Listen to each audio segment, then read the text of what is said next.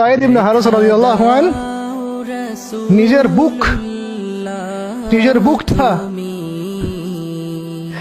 বুকটা নবী সাল্লাল্লাহু আলাইহি ওয়াসাল্লামের সামনে এইভাবে দিয়ে দিয়েছেন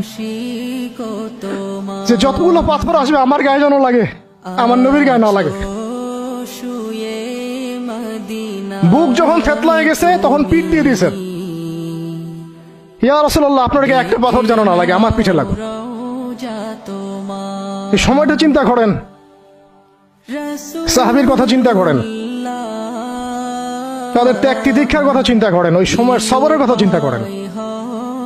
আর তায়েফবাসী নবী সাল্লাল্লাহু আলাইহি ওয়াসাল্লামের আপনজন ছিল। তায়েফের গোত্রে নবী সাল্লাল্লাহু আলাইহি ওয়াসাল্লামের দুধ পান করানো হয়েছিল, হালিমা সাঈদার গোত্র এটা। দূরের মানুষ আপনাকে যখন